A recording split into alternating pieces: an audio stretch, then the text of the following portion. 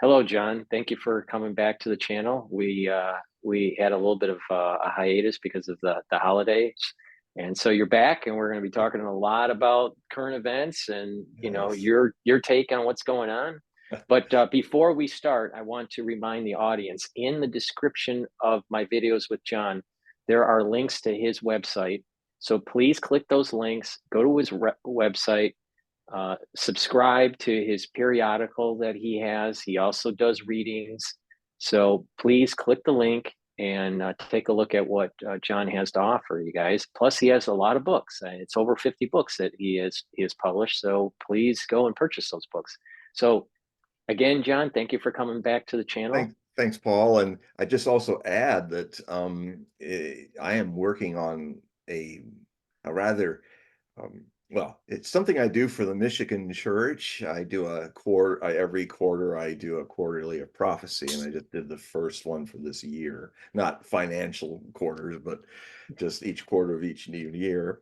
And I do that for the Michigan Church News, and I do it in a specific style of writing that I haven't done often for my readership. But it's what I call a Nietzschean style. You know, reading Nietzsche is really remarkable because he packs so much meaning in every word and every sentence that it'd take another guy 500 pages to get to that. So since there's so much going on so I'm doing my special Hogue Prophecy Report special on the predictions for 2024, the year of reckonings.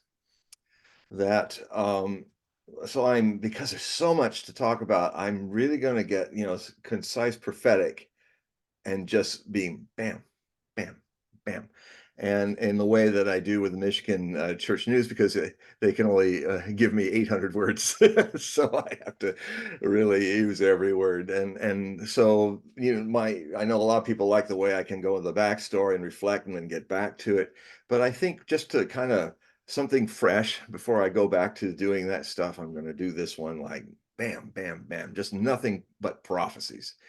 Um, and all of us tonight, you'll get a little sample of it. So if you go to my website, hogueprophecy.com, and you can look at my samples of the last Hogue Prophecy report that I laid out, and then after the samples, there's options you can take to become a member and support this work and get. That's just the tip of the iceberg, what I give for free. And it's a lot I give for free, but there's a mountain of the whole, as icebergs are, the little part you see, there's this whole other part that the subscribers get. And so become a subscriber, just $60 if you want to take it up for a whole year.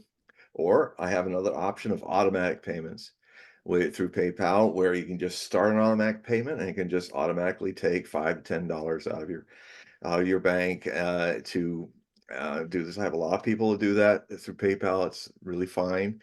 And and then you don't have to worry about resubscribing or being reminded or anything like that. So $5 to $10 a month, or the full 60, which is $5 a month.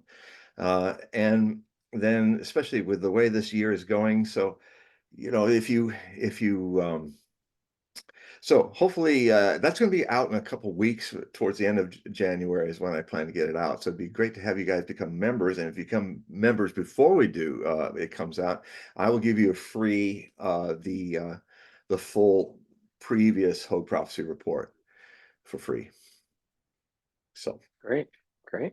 that's my So pitch. everybody, make sure everyone that's listening, just go and click the links that are below this video and all the videos that I've done with John, and go to his website. And one other thing before I forget, I also do private readings. And since this is a new year and a very important year, this might be a great time to, I mean, a lot of the energy that happens in my readings is similar to the energy that I do in shows with Paul. I mean, it'll be a reading one-on-one with me and you, and looking at the astrology makeup, looking at even deeper in a divination tarot reading. It's about 90 minutes, and it's on YouTube, on Zoom, and um, I can literally be talking to you personally, and we will look at the patterns and things going on in the future, because this is the most significant year in human history, I'm saying. A big thing to say, but this year, 2024, is truly a year of reckonings and, shifts in destiny of the human future, and that involves us individually. So if you want to get a reading, you go to hogueprophecy.com. You'll see at the very start of the website, you'll see Hogue readings in red, and then there's a link to an email, and you just email me and put Hogue reading in the email, because I get thousands of emails. So that's how it'll be easier for me to catch your email. And then immediately, as soon as I see it, I will give you the times, the current available times for readings, and how the PayPal thing works. It's really very simple, and how you can get a free astrological chart from astro.com sent to me, so I can read you your chart, your birth chart, and your progressions, and if you want to do that too. So anyway, okay, there, I'm finally done. So current events. So what's your take? Oh God, where to begin?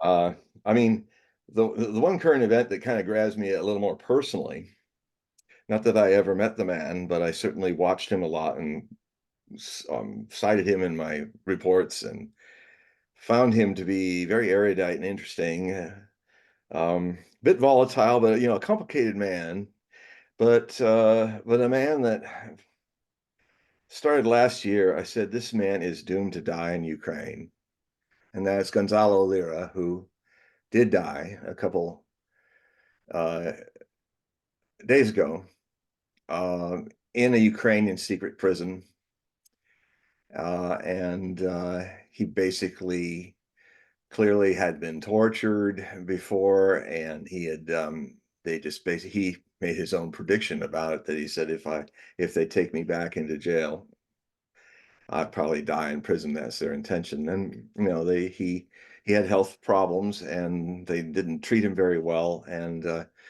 his father, he's a Chilean American citizen, and the State Department was getting hundreds of letters. Even Tucker Carlson and Elon Musk were even trying to get them to do something. All they had to do, all the Biden administration had to do, is what they are supposed to do for all citizens, beyond whatever their politics are, or whether they're critical of the administration or of Ukraine. American citizens are to be protected by the consulate. And what happened is, all these letters that went, they would come up, even Gray Zone, Mr. Dan Cohen and Blumenthal would be talking to the State Department in the press conferences, and they would just, it was very clear that they just didn't give a damn about this man. And now they're saying, oh, if you need any help, just call us, and oh, we'll take care. And years of this. So another really black mark on the United States. Another sign that that our country's government does not defend its fourth estate, its journalists, whether they're citizen journalists or professional journalists. Gonzalo Lra was that. He's I consider him one of the best sources I had, especially for explaining the complexities of economics in a way that a layman like me can understand. He was funny. He was somewhat of a vulgarian sometimes. Um, I mean, one of my favorite moments was when, because he has a wife and two children who are just under 10 or around that time, and he was feeling he couldn't leave them. But I'm also a bit critical, and have been, about him sometimes, because I mean, he was like a guy who was living in a paddock full of buffaloes. you know he was living in Kharkov. He was living where the Azov fascist battalions were created, in Kharkov. He was in Nazi Ukrainian Central in a lot of ways. And he was he was in a country that clearly he was right to say only talks about democracy, but is actually a fascist state. But, I think you all could understand that if you were American living abroad in Nazi Germany and you were writing and doing radio segments in German radio that was calling Spade Adolf Hitler a spade, a effing spade, and pointing out all the reasons why he was evil and this thing was corrupt and dangerous for the future of Ukraine. Guess what's going to happen to you? A knock on the door from the SS. Well, I was just watching. I was trying to think: is Gonzalo got a death wish or something? And how is he going to? How is this going to work for him if he wants to stay with his children? I understand that, but you if you do that and you're pushing buttons of the very powerful in a non-democratic fascist state that Ukraine has descended into, you're off to the camps, baby, and your kids will never see you again. So, he kept saying he couldn't leave, but when he had been arrested and then taken for a tour in the prisons and then came out, he was desperate to get out, but it was too late. And the other thing that was happening, and it was happening, is that he had been compromised by the SBU, the secret, the KGB of Ukraine, military police and all that. And he got all of his email, his phone and computers were taken, but then they gave it back to him. And so when he was calling out to get some people to help, they were monitoring him. And what happened, as Eva Bartlett and another reporter, American reporter, that's been a really good one, that's been in country in Donbass during the civil war in Ukraine. Peterson is his name. I can't remember his first name; it escapes me at the moment. But they have corroborative evidence, as well as Scott Ritter, who's one of my other, was a military intelligence officer, U.S. Marine. It's really getting a lot of attention these days. He's been one of my sources for 25 years, I think, 20 years at least. Because he's the one that blew the whistle on in 2002, 2003. He was the one that came out and stated, because he was the head of the weapons inspectors of the United Nations, who had been years tracking down what was left of Saddam Hussein's so-called weapons of mass destruction. And he had chapter and verse all the evidence to prove that there were no weapons of mass destruction left. And even if there were chemical weapons that they hadn't found, the shelf life of chemical weapons unused, they were already duds. So, and one person got very angry in a very public dressing down by the US Senate was a certain senator from Delaware called Joe Biden. And, that kind of menacing upper tooth. Yeah, it's the same. That guy was really menacing. And of course, he just took it. He was doing those same kind of overbit smiles that were like icky and like menacing, like he was doing to the woman who was, um, the Supreme Court justice that was trying to become a justice, and she wanted to put out the point that he had been sexually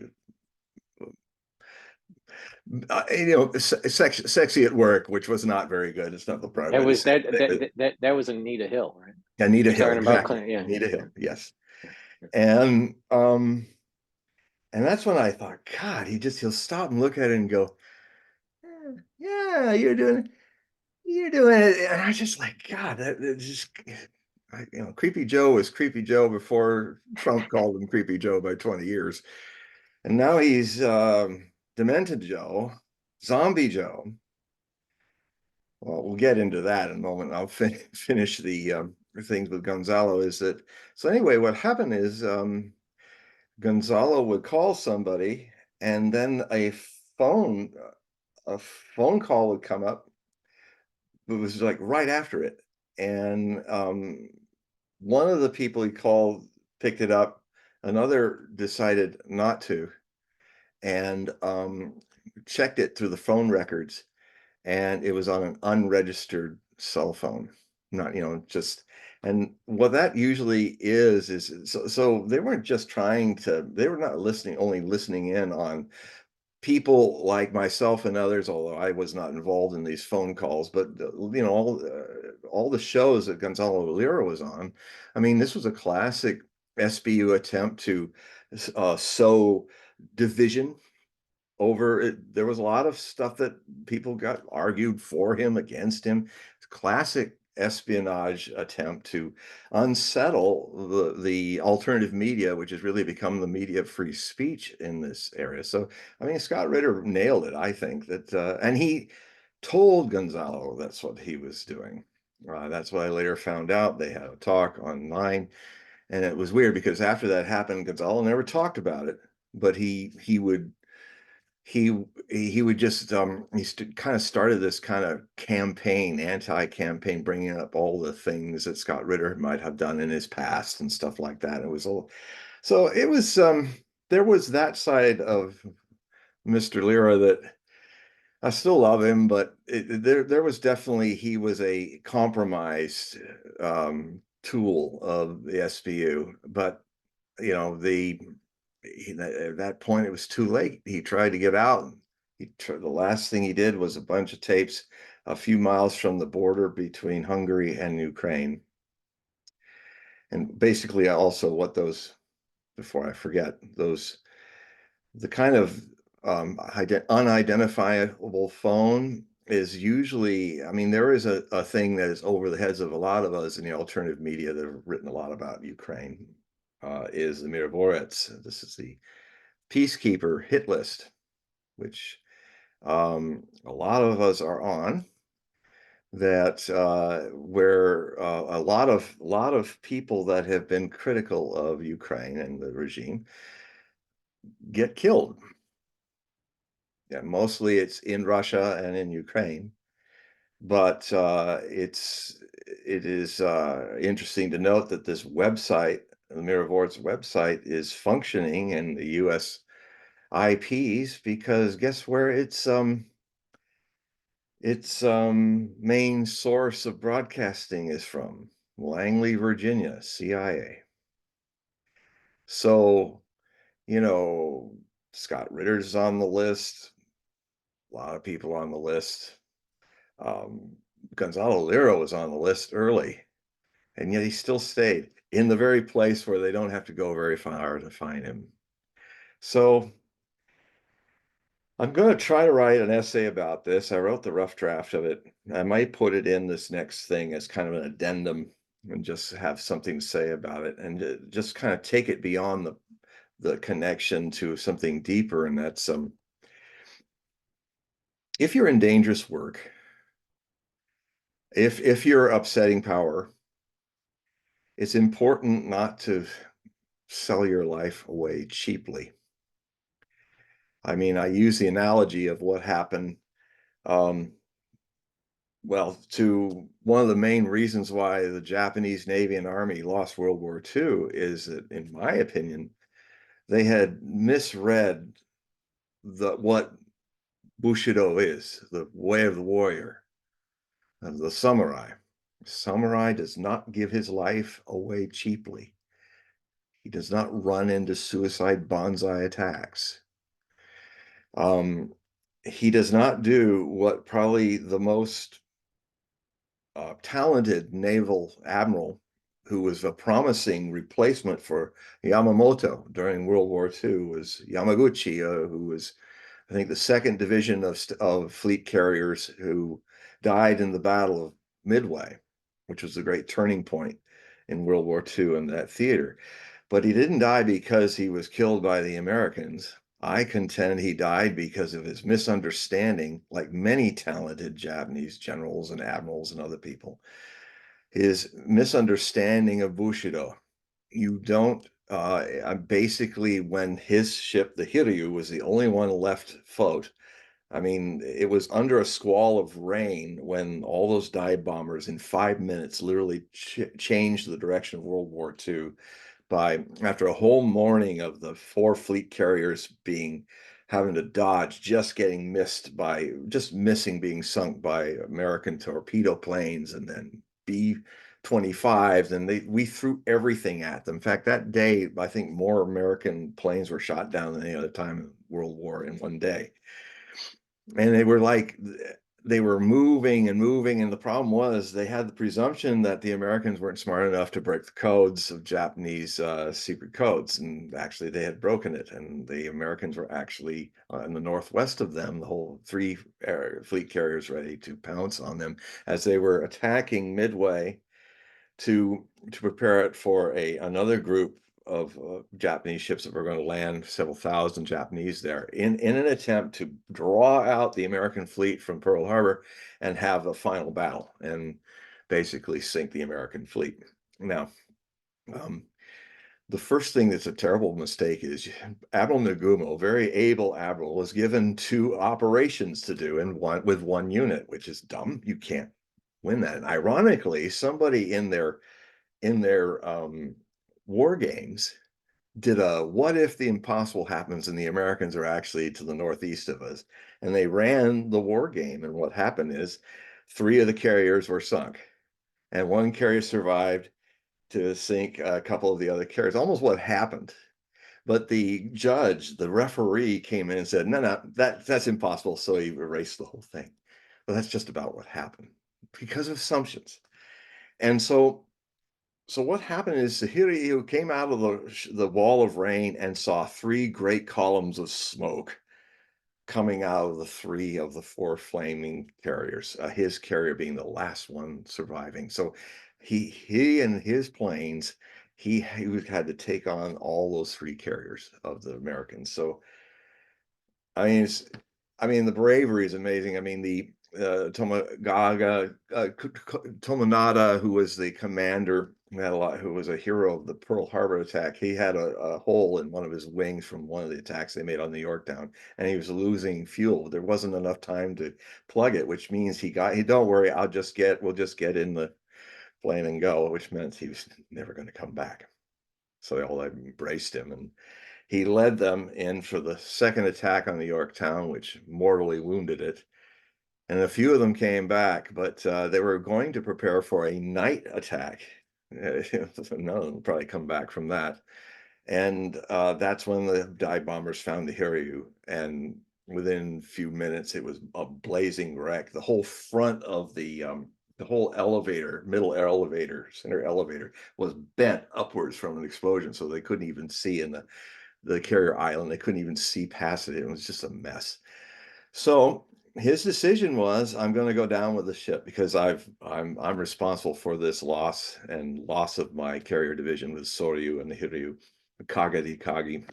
And his officers were saying, no, we need you. You're one of our best officers. This war is just starting.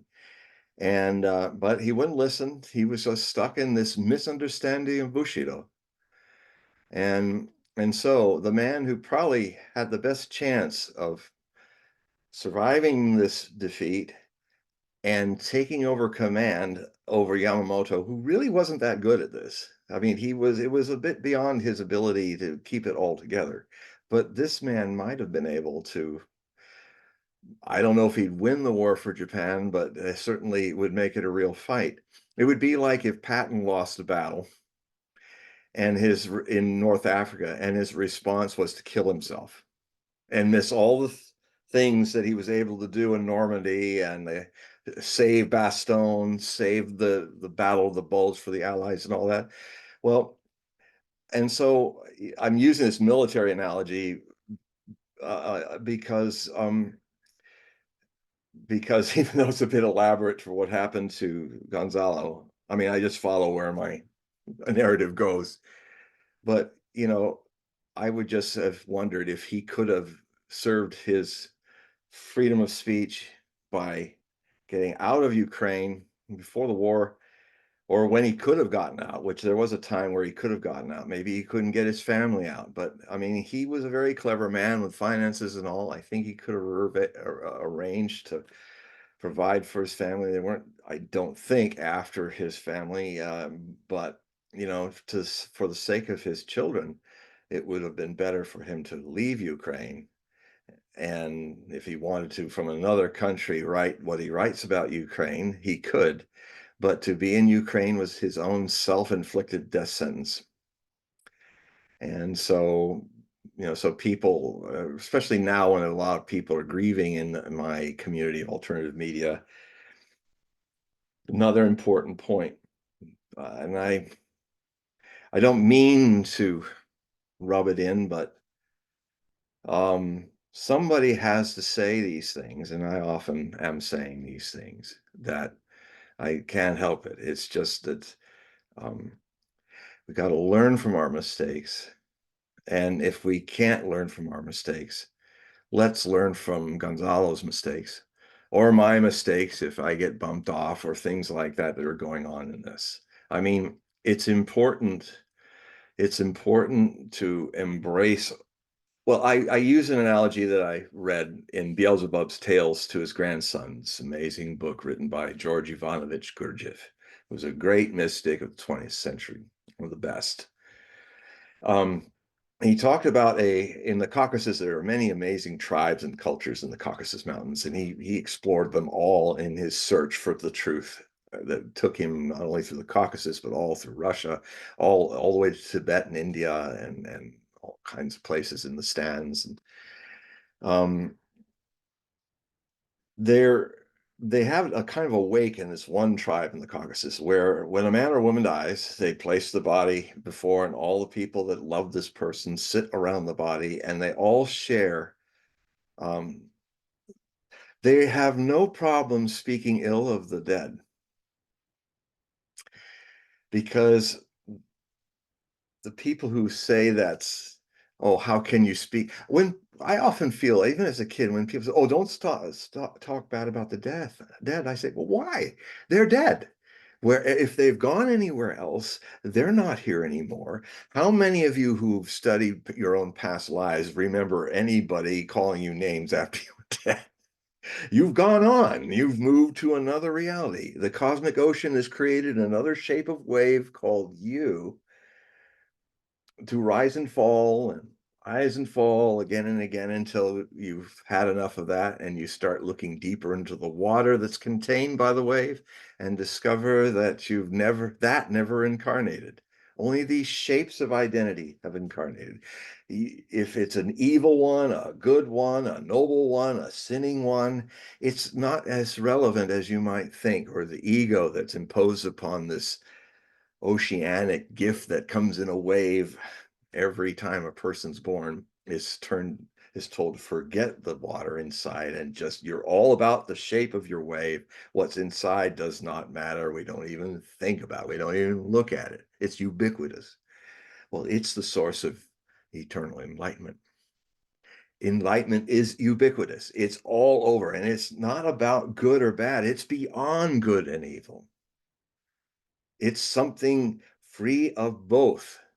So from that context, and I write about it in this article, my context is speak ill of the dead, like all the people in that Caucasus tribe. They all started saying, well, Georgievich he was a sinner, he was an adulterer, he was a hypocrite, he was and they all loved him, but everybody is just saying all the things that he screwed up doing in his life. And what that does, in a way, I contend, is like what the Hindus do with burning bodies very openly, is that when you're out of a body, you're not, I mean, I've worked with the dead. I've worked with some people that were in between just dying. And it's almost like one came to me one time, and I don't seek this. I don't do anything. These things come to me. So I'm not trying to pursue this, but it happened. It happened that this was when I lived in San Pedro in a really beautiful trailer park down there that overlooked Catalina. And I I was having this strange dream that I was in this darkened bedroom and that somebody had died, and it was one of the and I could see the neighbor woman crying, and we knew them, and then and then I could see my mom was talking there with them, and then I woke up. I was woken up from this reverie from her footsteps walking up the porch, and she came into the bedroom and said, "Oh, so and so's died," and I said, "I know." It just came out that way. She was used to that. And she said, so I'm going to go down there again and be with her for a while. So I think I'm going off to do something. I'm at this time I'm a sannyazin. I'm wearing maroon and my beads and all of that, and I still a sannyazin, but I don't often wear those anymore. It's gotten a little deeper than that. And so I get into my Maverick, my two-door Maverick, and I'm going to do some errand, and then suddenly the person I'm suddenly overcome by this person who had died, who was attracted to me. And and what I'm seeing is it's hard to explain. It's like you become part of it. It's like, and he was saying without words, he said, I'm dreaming a very strange dream. And I don't know why I'm attracted to you, but I gotta ask this question. I'm afraid to even ask it because this dream is just not ending. I'm not waking up. Did I die? And so it would have been funny if anybody saw me doing it, but I looked to kind of the top of the windshield, the glass shield of my car, and I felt I had to say things 3 times. And I started going, I see you, I see you, I see you. You are dead. You are dead. You are dead. And then the whole atmosphere in the car kind of went, oh. And and so I mean he was aware enough to know it had happened, and I felt absolutely helpless. What can I do for this poor suddenly disincarnate in a half dream, half reality person who doesn't? It's such a weird feeling. And maybe this will be good to remember when you all encounter death, is that all of us, is that you know yourself and you don't know yourself. You were somebody, but it's as if you never were somebody. You're in a gulf, a verge of reality. And you tend to not understand why you're magnetically attracted to this person or repelled from that person, because names and things are kind of no longer important. And identities of ego are breaking. The mental body is shattering like the water that was a shape of a wave that happened to be on the edge. Well, when that wave dies, that little droplets that has some knowing of what it's like to be the identity edge of a wave sprinkle down the water, and other waves rising take up its memories. So, so that is why people have a fragmentary memory of their past lives. Very few people have an entire life because most of the water doesn't splash on one new wave. So So there's this guy. He's literally the essence, the presence of in limbo. And I felt so helpless. So it's the only time I actually ever did that. Osho used to say it. I never really felt to do it, but he says we were really in a spot where you just don't know what to. Grab the mala, the picture of my mala. In a string of beans, we had a picture of Osho looking off this way, and grab it and go in and step away and let me come in. And so I held it, and then I felt this ocean wave of light just in his world come at him. He was Jewish. And his last thought formed statement before it carried him lovingly away was, "Oh my God, the Messiah." I mean, it's no bullshit, guys. This really happened to me. I know a lot of people are going, "What?" I go, "What?" too. But it Well, you happened. know what's interesting? That you said this, sing a verse 3 times. Yeah, I knew you would. Well, there's the nephesh, the ruach, and the shoma, Yeah, I and remember. it's I only later came to understand that. so there's these different layers of the soul, and the nephesh is closer to the body, while the neshama is more closer to heaven or the other world, right? You notice how And I changed the tone with each, because tone, music is a higher language. Music, music is a higher language than poetry, higher language than speech.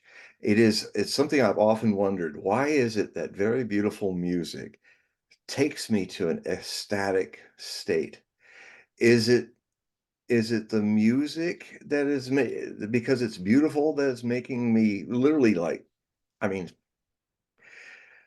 the kind of things that overcome me with music make the sexual orgasm very minor in comparison, and because it's the whole body. I mean, I sometimes wonder, because I've noticed it and talked about by Ocean and all, that when it was so rare for women to have a true orgasm, but I mean, the way it sounds and the way I've been a witness to it in intimate interchanges with women is just sacred. It is, and so the only thing I can see as a man that comes close to that is what music does. I literally am vibrating from head to toe in an ecstatic well, from a state. Kabbalistic point of view, there are 4 different worlds. Yeah. Some say 5, but let's just go with 4. The lowest world, Asalus, is like our world, our plane, the The physical plane. densest, yeah, the Yeah, densest. yeah. All right. So this is the last hay, the second hay of the tetragrammaton. Mm. So the vav represents, the organ, the sexual organ, the Hmm. 2 legs, The life the force. torso, the right and the left arm. Mm. So in Yitzhara, that's the world of Yitzhara. Mm. That's where the angels sing. Mm. So during prayer, during especially chakras, right? So there is the performance of the sacrifices and the burning of the sacrifices. That represents the cleansing of the lower world. And then there are prayers that are said that are more um, the songs of angels throughout chakras, Hmm. right? And then it's the pre-blessing and the blessing, the Shema, Yeah. which would be The this more. upper level, which would be more like understanding. Yeah. And then when you have the silent Understanding. prayer, the silent prayer, which is the Amida, that um, that represents like wisdom, but wisdom from a Kabbalistic point of view is like a spark, Yeah. and you need understanding to expand it. So Yes. it's a spark of understanding. So when It's you're very talking high and about singing, beautiful. yeah. The So Kabbalah. there is this, So there is this. Very high. I'll tell you that Yeah. when you're talking about real scholars in the Kabbalistic works going centuries back, Yes. their intelligence level was in the 200s, Yeah. 250 range. I mean, it was really high. All right. So um yeah, it Well, it's paralleled in Hindu. There are the 4 states. The fourth is just called the Turiya because it cannot be expressed. And ironically enough, I'll show you say, because he used to run 6 miles a day at one point of his life in bamboo sandals, snap, snap, snap, snap. and and so he speaks from experience, and he said, that people who have the runner's high, they probably aren't aware of it, but sometimes in the runner's high, you are in the fourth. And when I was running every 3 times a week for 20 years, um, and I was running around Green Lake in Seattle, um, I used to do it in dark in the night when there weren't a lot of people on it, because if I started having this kind of fourth state come over me, it was like this expansion, and I'm running and I'm not even looking at the road. I'm running like this. But I see the road. I am the road, and the feet falls upon it. Everything becomes harmony, and everything, the dense world is uplifted. It becomes the lotus paradise, and the Buddha is running, and the Buddha is not for a moment pretending not to be the Buddha, Well, as the society wants. what's interesting is in the Amida, all right, so in this higher world that you're talking about, I believe it's 18 different blessings that are said during chakras. And I believe it's 13 during Marav and Mincha. All right. But when you're in chakras, when you're reading all this, what's really weird, you can be saying, because you say it 3 times a day, if you're Orthodox, right? Mhm. So, you're saying it over 1,000 times a year. Very few Jews can tell you in the middle of chakra, during chakras, the middle of the Amida, what it's saying, even though they're reading it 1,000 times, because it's this phenomena you're talking about. You are doing it, but then all of a sudden you are elevated beyond this physical plane, and you're in the motion physically, but you're mentally beyond. It's hard to describe this, Yeah, but other than like running and like not remembering like you ran it, obviously you ran it, but your mind is thinking. You're thinking. It's yeah. just that it's not in the same context, or it's not in the same vocabulary Not as this plane. egocentric.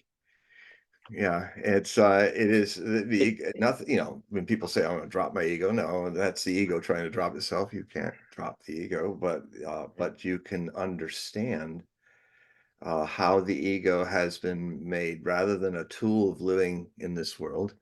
It is been turned into a chain and ball of identities that you drag along, as a beast of burden, a camel, in this world. And it requires a rebellion. That rebellion is usually given a negative connotation, but I have not seen any mystic of any great import that changed the world, or lesser known who all changed the hearts of a few. But if they're authentic, they always rebel and question hard, rock solid dogmas. And if that had not been true, then it's like what happened when, I probably told this story before, but where I was on Coast to Coast, and there I was explaining some things, and there was a Christian listening to me on the phone call. And he said, "Well, this all sounds very interesting. I don't know, sounds amazing, but I think I'm just going to hold on to my faith and do what my faith, as I understand it, wants me to do." And then suddenly, again, from a state where I'm not thinking but watching my mind suddenly talking very clearly, I suddenly watch myself say, "Aren't you lucky? Aren't you lucky that Jesus Christ, when faced with the Sanhedrin and the things he was opening up to, he didn't turn away from the things that were opening to him and say, you know what? I think I'm just going to follow the Sanhedrin's dogma as they interpret it. and not make waves and just wait for things to happen and trust that God will show me the way. And I said to him, how lucky you are that your master was a rebel. And the message is, be a rebel. Question, ask. You're not out to destroy anyone or any dogma. And if any dogma is worth its weight in gold of truth, questioning it cannot harm it. Only the false suppresses. If false dogmas cannot tolerate false politics, as we're seeing so well, the false freedom of press of our media. I mean, the fact that, when I look at one of the biggest frauds in American history, the 2020 elections, and I didn't vote for Trump. So let's get clear about that. This is not a Trump versus Biden issue for me. I predicted it was going to happen. Unfortunately, it did happen. And I don't know if we're going to recover from it in this coming election unless there's a reckoning where we have to face it. But, I've said before that one of the things that if people believe the election was truly done, if the people in command of looking over the election say that nothing wrong happened, then why does their behavior in response to this criticism prove that something did happen? If it were me, when people want to challenge me on what I'm saying and the sources, I'm happy. Yes, let me show you. Let me explain. Here's the sources. See for yourself. I am never like, no, shut up. I don't want you to bother me anymore. I don't cancel culture people. The people who cancel something out have something to hide. And there's a lot of hiding in this government that there was a lot of fraud going on. You cannot have an election in 2020 that had more people voting than were even registered in the United States. Try to explain that one to me. No, shut up. We're going to ban you off Facebook. We're going to do this. No, we don't. People who cancel people are liars, are lost in an unholy place.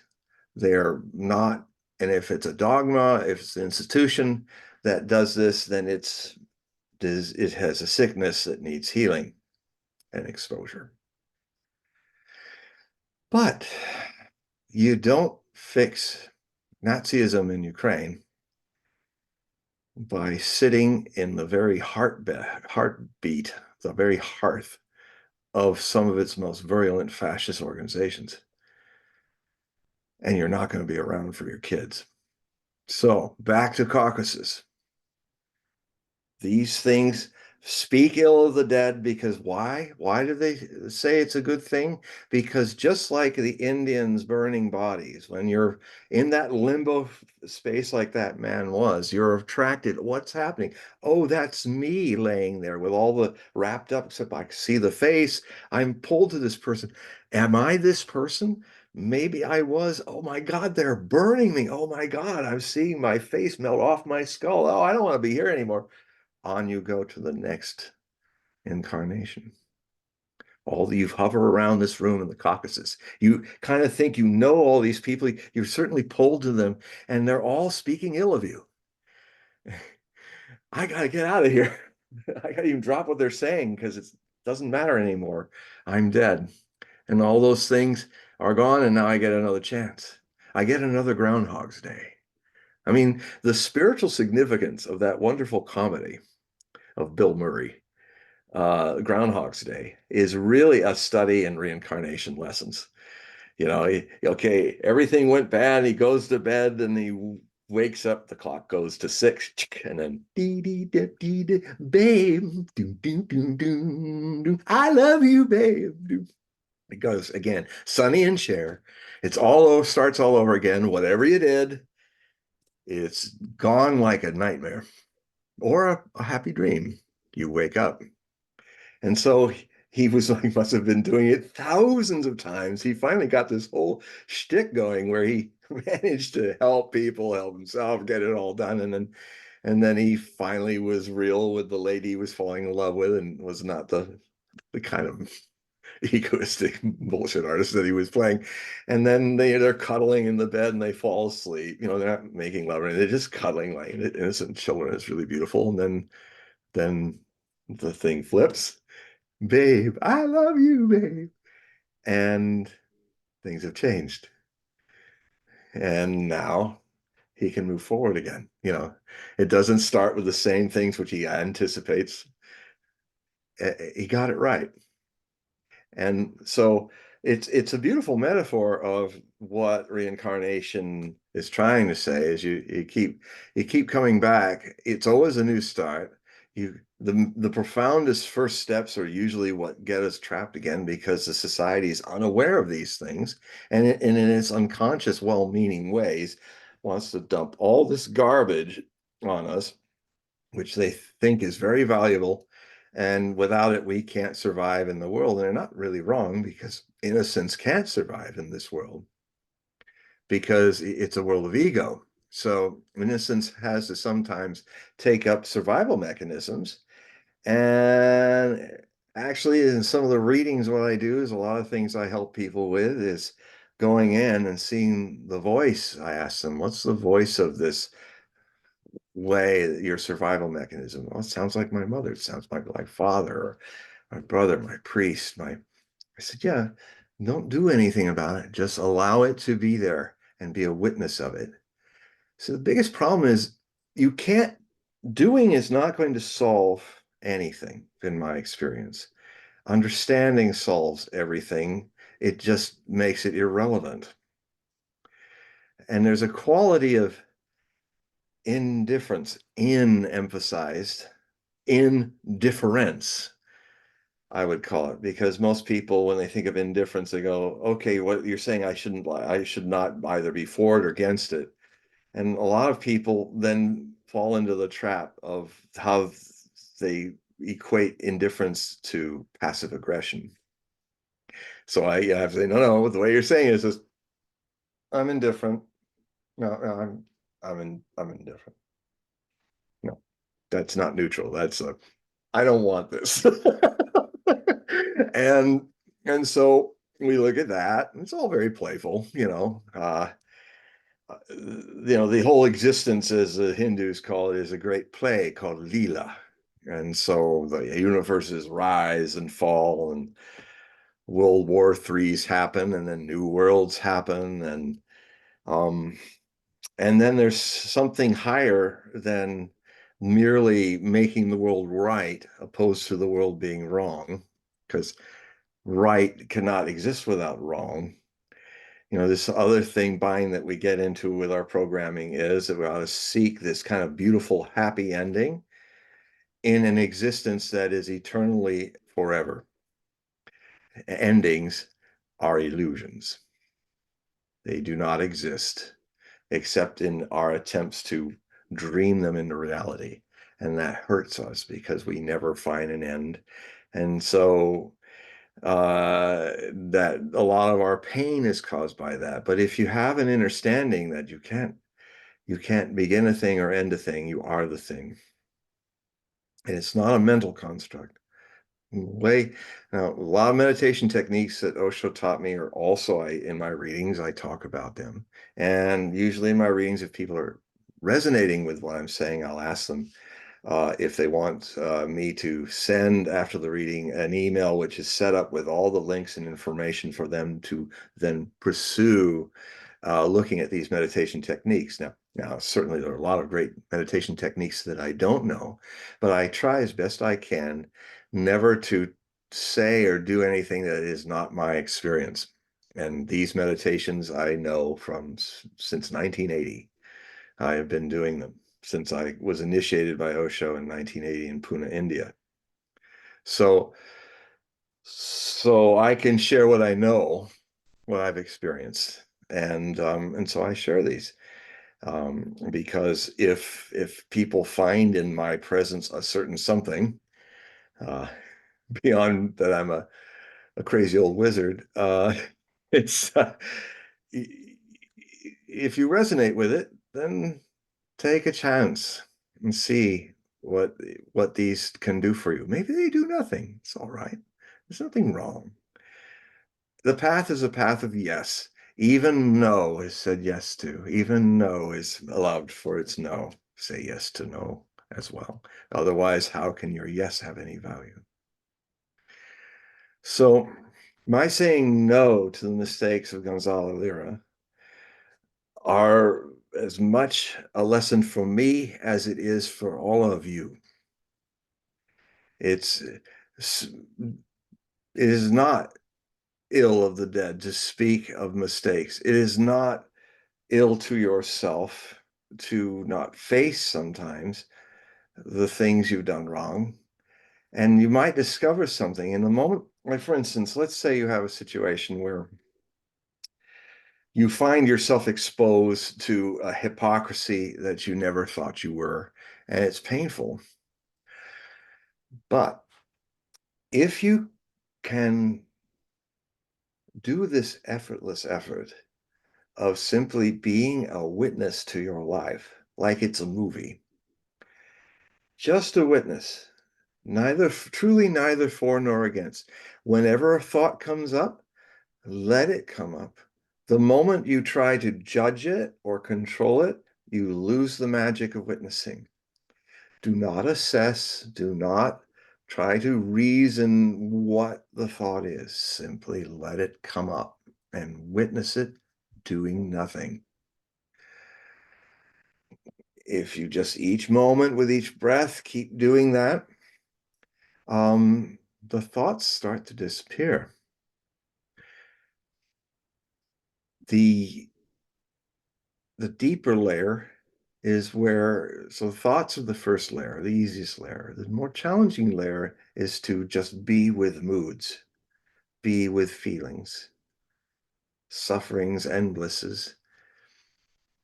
These are more profound, deeper parts of the subtle mind. Just be with them, feel them, but be a witness. They will become more vivid, actually, if you are not attached to them. Then comes a deeper layer, the me separate from the whole that's all around me.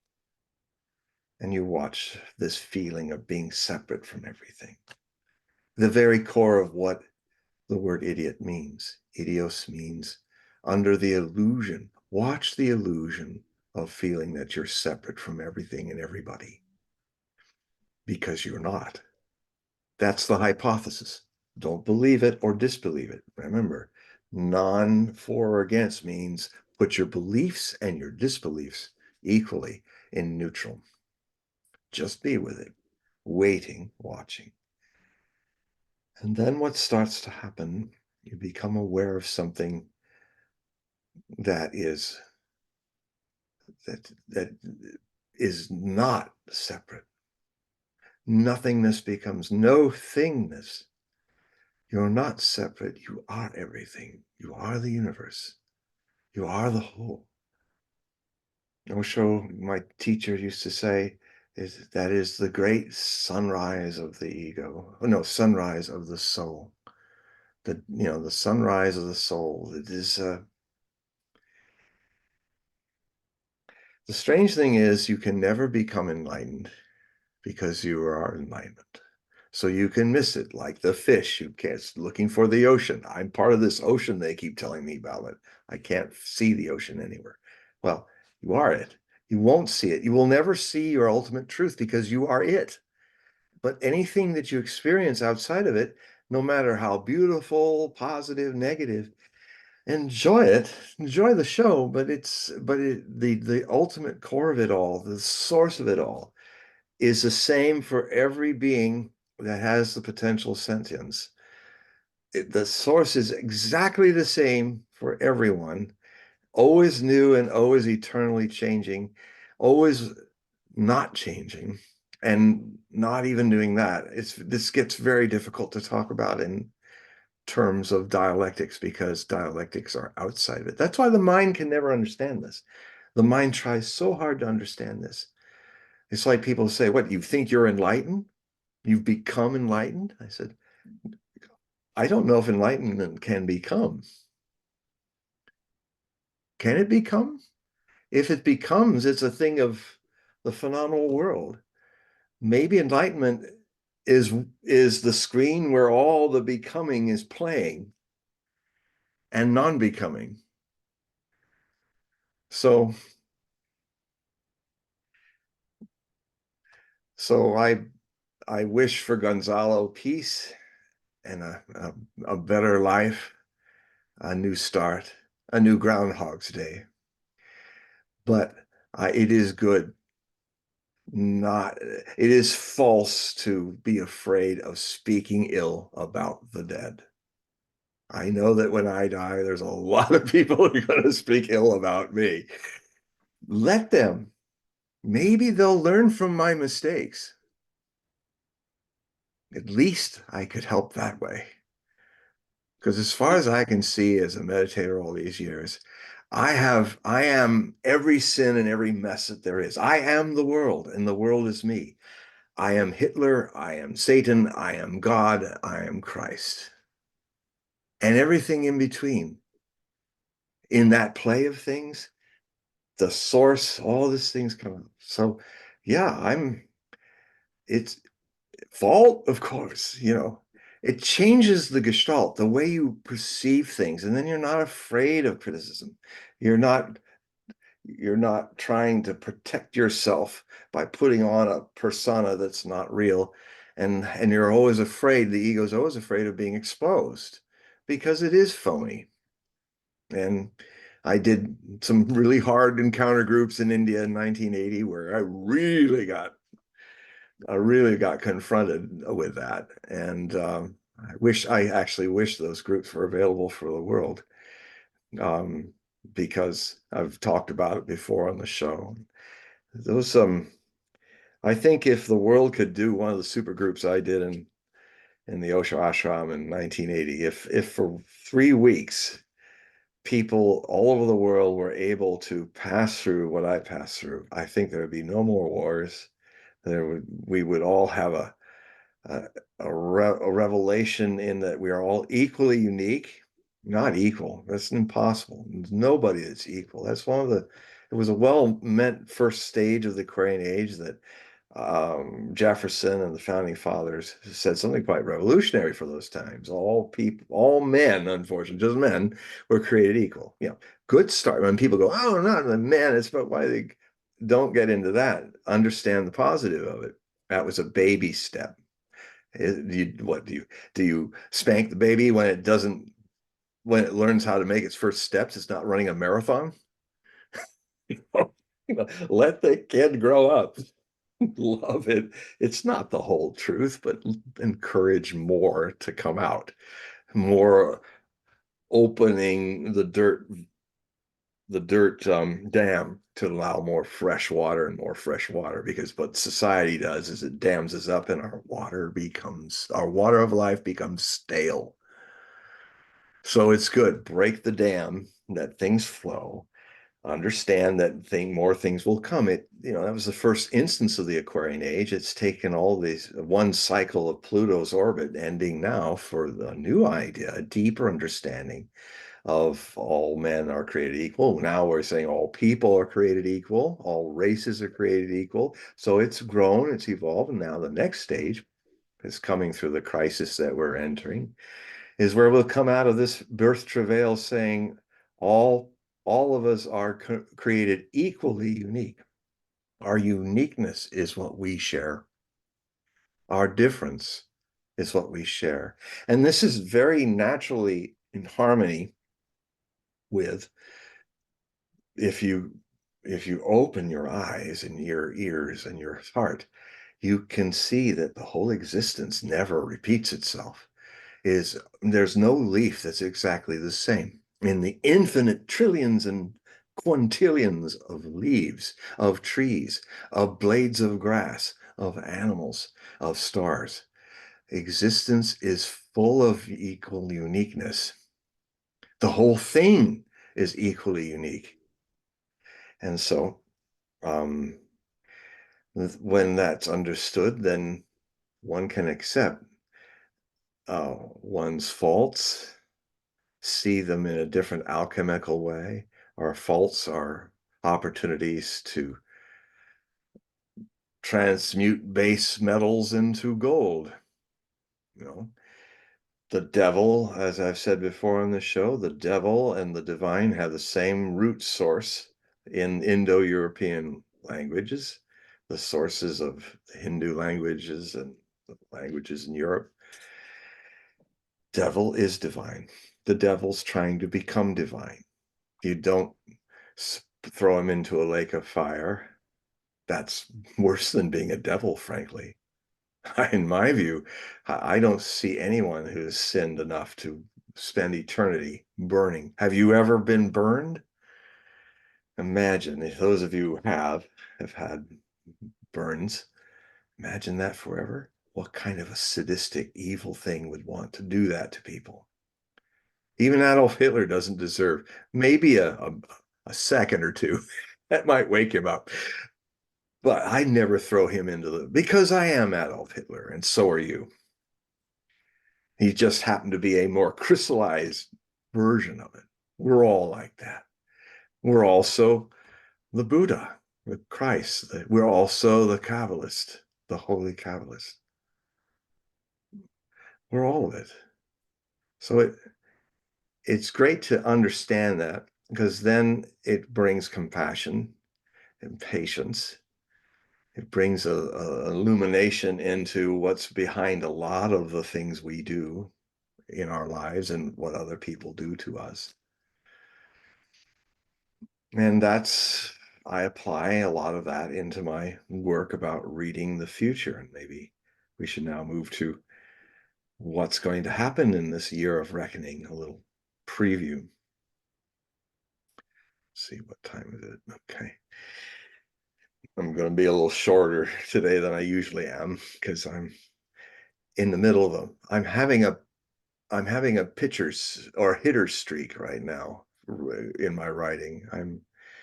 I am doing the last 600 quatrains of Nostradamus, updating them, and in a few months I will have crossed a milestone that I've been on for 3 years, trying to update everything I wrote in Nostradamus, the Complete Prophecies, 25 plus years ago. And it's been so much fun, because now, because of open sources, because basically libraries are online, I'm able to find things that in 1995 I couldn't find, because the technology was book burdened and driving to libraries, and so a lot of mysteries I've been solving, and I've just been having so much fun. And this is going to be such an amazing project when it's done, and it'll be released. First volume be 2026, and 2027, and 2028. And so, and it will be the ultimate, I would even argue that it's the last word on Nostradamus. I don't think anybody will be crazy enough to do it again. There were only 4 of us in the last 4.6 centuries that actually attempted trying to write all of the Nostradamus works: Henry C. Roberts, Edgar Leone, me, and Mario Reading. All of those 3 men have passed on, Mario most recently. And I'm the last one standing. And so I am going to do what technologies didn't allow them to do. I now can do it, and that is do all the prophecies people know about, the 942 quatrains and the 2 great prophetic letters, the epistle to Henry II, and these stream of consciousness prophetic letters that basically halfway in the sentence he'll jump a century and come back, and it's quite an acid trip to translate what Nostradamus is doing in his prose prophecies. And the vast majority of his prophecies in his entire life were prose prophecies. And most of you have not seen them and they're literally like half of his work that no one's seen yet, or seen in English, or seen translated. And I'm doing that. I'm translating all of his almanacs, all of his almanac prose prophecies, many of his pamphlets and articles, his Horus Apollo on Egyptian hieroglyphs, things that, so when it takes 3 volumes of at least 700, 800 pages a piece to make this work. So it's literally going to be over 1,000,000 words, 2,250 pages in 3 volumes, roughly around that. And I'm just a month or so away, maybe by spring, of the major milestone in this work of actually getting all the primary prophecies down and updated, all the prose prophecies, and I'm going to start the others, the almanacs, which won't be, I hope, as big a burden, because a lot of it's really about 16th century news. And so, although I've been reading very much in deep detail about a lot of intimate details of 16th century news from 1550 to 1567, even now with open sources, I'm actually able to find weather reports. I'm getting a good understanding of what the weather was like, and that was important. It's one of the reasons why he was kind of the creator of almanacs, because the weather was getting unstable from a cold side. I mean, Nostradamus lived during the Little Ice Age.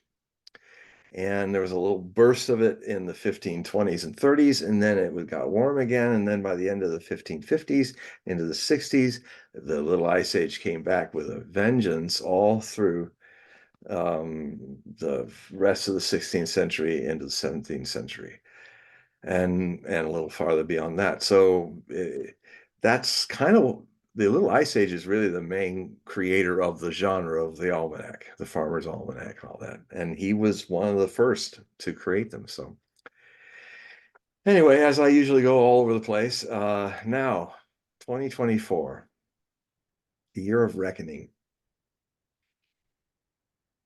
reckonings in plural, many things. Or I could call it the something's gotta give year. And that means in 2 ways. Give as in break, and give as in give something new. Something that with the astrology that's beginning to move Pluto more in under the influence, less in the influence of Capricorn, the establishment, and more in the interest of revolutions against the establishment, Aquarius, humanitarian, equally unique, all these things. And now the good news is that this year is kind of it's the end of the 7 passes. October of this year will be the 7th pass of Pluto over its natal position in Capricorn, 27 degrees, when the United States was born. So in astrology, an era doesn't change just on the click of a second on your dial. It takes there's a twilight period. Um, the Pluto began to pass over its natal position in 2021, and it finishes it at the end of this year, 2024. And then there's a little in 2025 and 6, there's a little like it comes close to coming over it, but that's also important because now this whole end and beginning thing that we're all feeling, it's like we're coming to some great age ending and beginning, and a lot of things that were our world. Lenin said it once. I'm probably going to butcher the quote, but I have it in my writing. Lenin said in 1914, when World War I started, and before he was involved in the Bolshevik Revolution, he said, sometimes history doesn't change for centuries, and other times history changes in months, weeks, centuries. All right, centuries of change happen in months, weeks, and we're in that. This is a big, big. Every time we wake up, world changes, and some kind of incredible, unexpected things happen. For instance, The only people that actually declared war against the Zionist genocide of the Palestinians and putting their lives on the line, and only will keep fighting until there's a ceasefire, and then they'll stop fighting because all they're doing is trying to stop the genocide. And the way they have a power to do it is to seize boats owned by Israel in the Red Sea. I'm speaking of the Ansarallah Houthis. Now, they prefer to be called Ansarallah. Don't remember the moment what that means in Arabic, but some of you do. But it's the reason why they're called Houthis is because their founder, his full name, but he was like of Houthi, al-Houthi. And so the West kind of picked up on that. And now I think it's almost like Houthi and the Blowfish, it's like it's it definitely so I try to, whoever people are, I try to say their names properly. And so Ansarallah, which has something of God involved in it, place of God, or I don't know. It's like Hezbollah means party of God or house of God, or anyway. Today I'm just not good at this. I've been overly quatraining, and my brain is not picking those things up. But anyway, um, here's all these people. Even the name Operation, it's like commerce or good commerce, or I don't know. Basically, the name of the operation of the United States Navy, the Coalition of Willing, only consisting of a little British flotilla and all those lonely Americans. And everybody else is backed away. All the Europeans, everybody backed away. So talk about a coalition of willy-nilly. It's much smaller than anything that happened in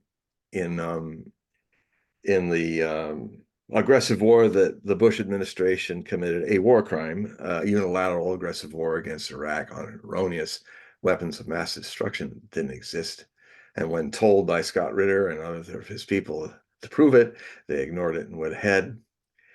But that is really one of the karmic things that's coming to a reckoning now. Our behavior in the Middle East it's not just about Israel. We are the enablers of the Zionists. We are part and parcel part of this genocide.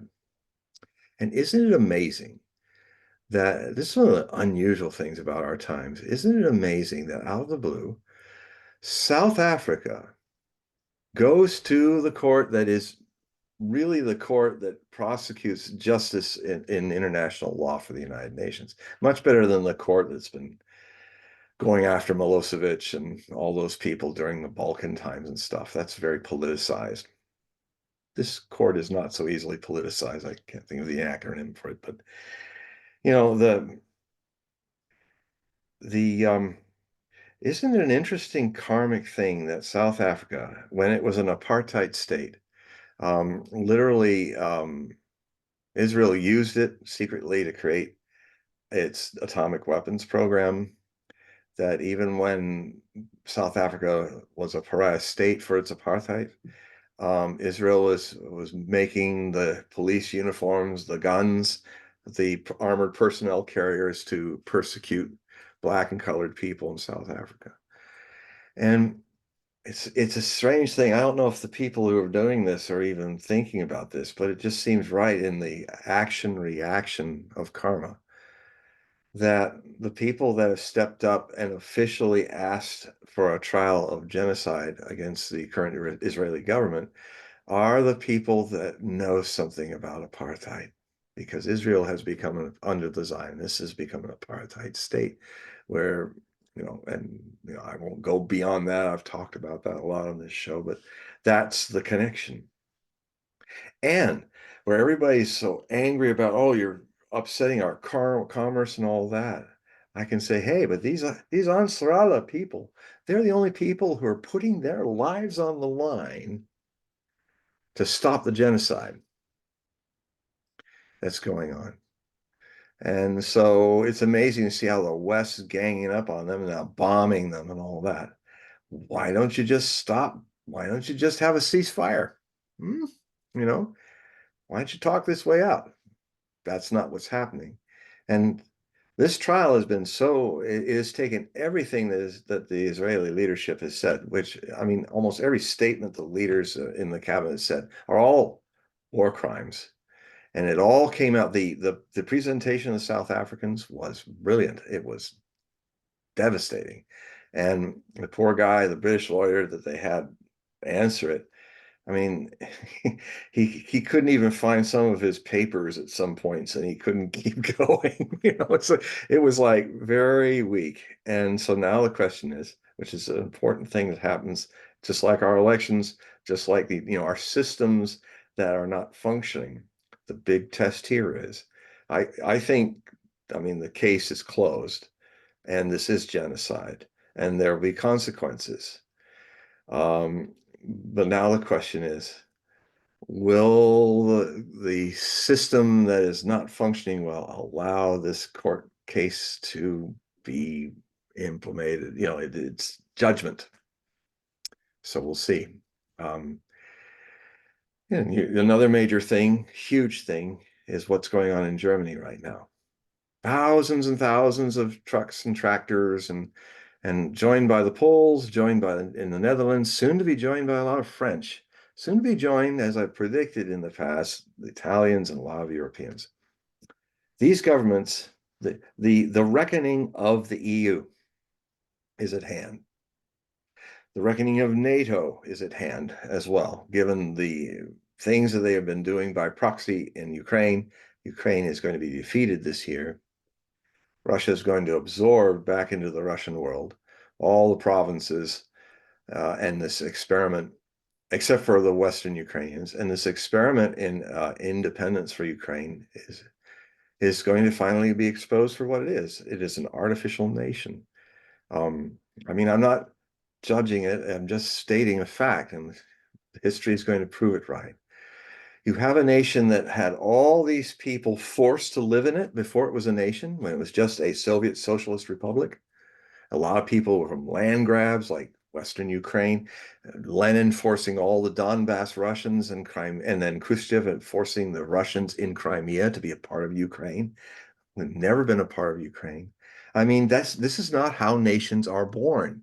Nations are not born because people are forced by other nations to throw themselves into a big group and then find themselves all in the ethnically, culturally diverse people that never asked to be part of this thing called Ukraina, which means borderland. I mean, your country's name is borderland. Can a country be called a frontier? I mean, and so even the name shows that this is not working. And so then you get one group of nationalists that believe they should rule all the other people there. This is not going to work. I've been talking about this since before 2014 when all this happened. Ukraine will break up because this is unnatural. These people have not consented to live, the once 32 million people who lived there. Now it's down to 22 or even less. They did not consent to be there. All those men that left and didn't want to join in the armies, good. It reminds me of something that Ruth Montgomery used to talk about through her channeling books. She talked about how I'm going to write something about this, maybe in the 2024 thing. I'll talk about it a bit. I'll introduce her prophecy, because she had these guides that gave her prophecies, and some of them pretty accurate, some of them not. But it was an interesting read. I learned a lot from processing what she was doing in the 90s and 80s. But she talked about there'd come a time where there'd be a lot of peace, because there'd be a whole generation of people who just wouldn't be interested in going to war. They just won't. They will literally be the people who said, what if somebody declared a war and nobody came? Well, these people are here, whether they are the incarnates returned from the 100 Years' War. That's what she thought. Frankly, there were not enough people living and dying in those 100 years to have such a big impact. So even when I was reading, I said, well, that's just mathematically not, even if they're coming back from there, I think it's a bigger area they're coming back. I mean, I'll tell you that one of the reasons why the Gerald Ford steamed away from Hezbollah's coastline is that they're 600 sailors short of an effective crew. The British are decommissioning ships because they can't crew them.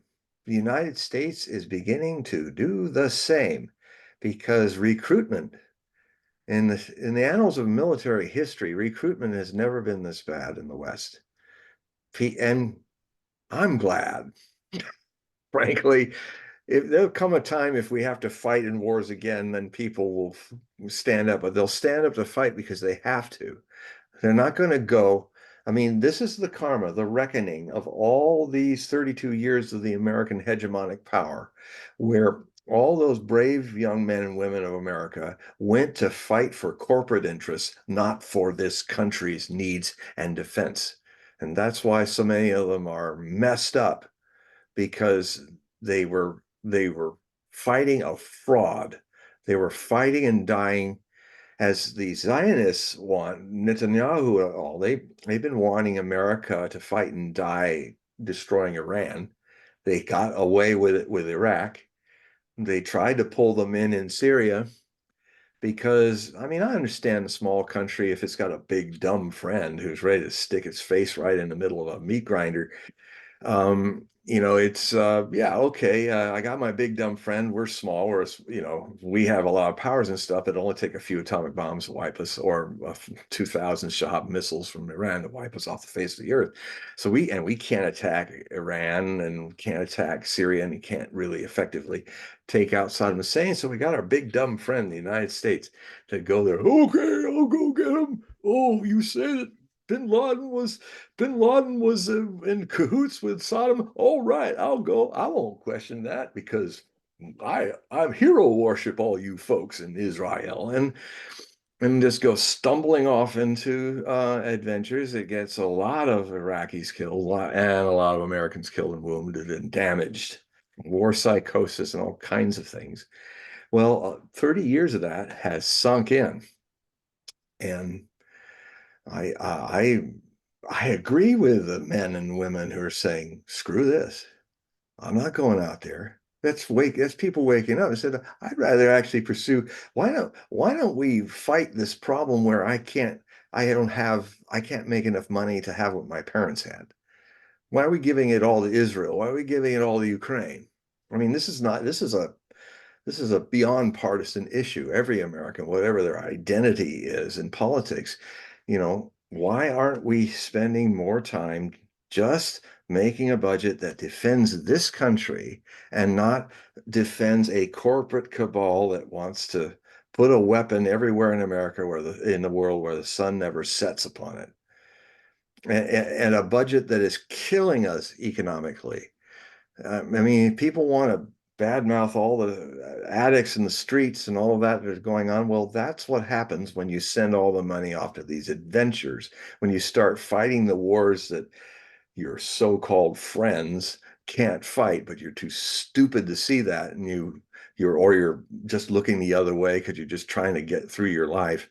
But so another reckoning is the American people need to return to their responsibilities for this, because I will speak ill of you and myself. We have not done our part that the founding fathers and citizens of this country always did. Always make the people you send to Washington always afraid of you, not the other way around. Now they don't, they're not afraid of us. You create in Europe a technocratic dictatorship where the people have no voice. You have this new aristocracy in Brussels, the EU aristocracy, the EU Parliament, that literally don't give a hoot about you. It's Versailles has been rebuilt in the Tower of Babel, that round building that looks like the Tower of Babel. It's all round and partly unconstructed, just like the Hermanus Bosch painting. I think somebody had a real sense of humor with design that thing. Those truckers that are stopping things happening in Berlin all across that, this is the beginning as Pluto moves away from supporting the establishment and more towards supporting a revolution to reform the establishment, which is the big thing that's coming. This year is the shift. This year is where that starts happening. And I know as a lot of people feel very powerless that this whole way the world is kind of being shut down, that the elites are literally trying to take our freedoms away, our humanity away, to kind of turn us into serfs. Yeah, they really want to do that. But here's the good news. This happened before in a smaller way. It happened when Pluto started its transit in the birth of America. That was the peak of the aristocratic world as it was at its peak at that time. They were warring against each other. They were all not just one, but they had control over the plebs, the lower classes. But a middle class started to emerge in Europe and Britain and in the British colonies in America. And they like this new cash cow. Hey, these people are industrious. They're giving us more money. We can build more palaces. But at a certain point, the people in the middle classes then said, no, you're taking too much of the wealth. You've forgotten we even exist. You don't care about us, you hate us. You'd rather see us die or starve and stuff. And God damn it, they rose up then, because that's what this energy in Pluto is starting to do now between 2024 and especially peaking in 2034 to 36 when the Pluto return of the French Revolution is on. But this will be much faster and much more of this happening because there's more of us, there's more intensity into it. So these globalists and people, these movements they are doing to suppress us, to shadow ban us, to try to control us is going to backfire. It might finally speaking ill to us citizens wake us up to our responsibility. And when we see our mistakes of letting our governments be overtaken over time by people who don't care about us, who don't honor our constitutional rights, it's just not a left or right thing. This is for everybody. So this begins in this year. And what I see is going to be the repeat of what happened 248 years ago. Right when the aristocracy was at its peak, when Klaus Schwab and his characters are in Davos at their peak, their era is done. It's all downhill for them now. And it's all beginning to be a potentially uphill for mass movements of individuals in group to a humanitarian change. Now it's going to be sometimes violent. It's going to be, this is travail. Destruction and violence has its part in existence. You can't have creation without it. Every creation destroys something. And some of the people who want to be identified with the past, they become the food for that destruction, the food for the moon, as Gurdjieff used to say. So, this is a process that is ongoing and it's just beginning. So that's an important reckoning that is coming.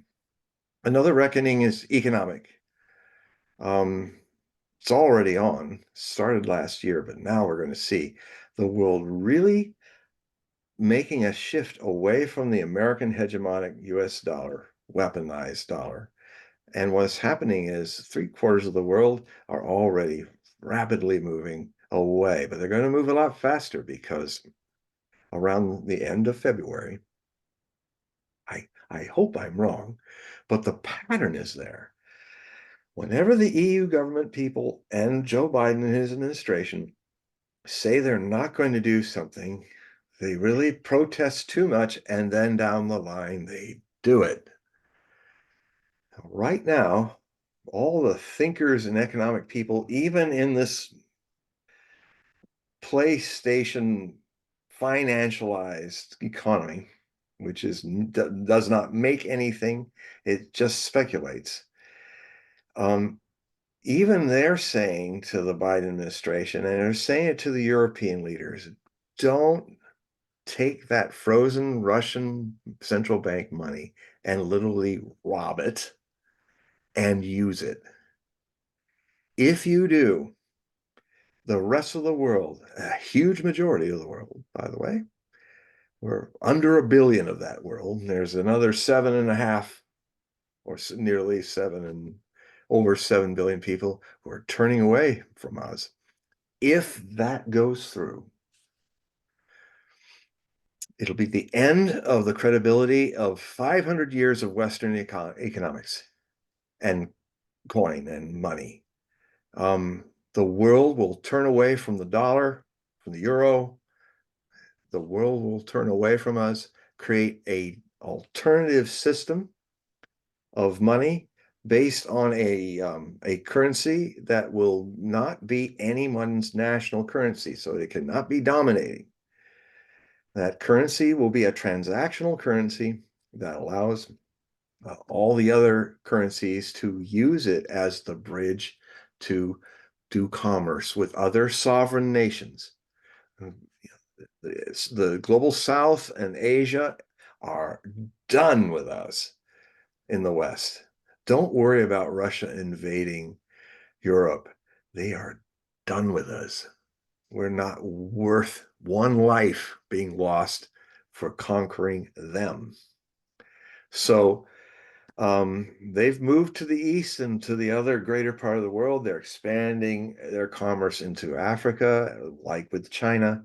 And this it kind of puts aside all this American Puritanism where this is another reckoning. This whole thing of where we walk into people's nations and tell them they should have a democracy like we do. We're ignorant, arrogant bastards who don't even know the backstory of why the Chinese are doing their form of democracy, why the Russians are doing their form, which is different from ours. We don't care. But we are out there like loudmouth ignoramuses preaching upon them that they got to be like us. And you know what? When the dollar had them by the balls, they had to listen because America's dollar, if you didn't listen, America would do something to you. I mean, a great example of that is what happened to my master when he'd been kicked out of 21 countries after the ranch folded in Oregon.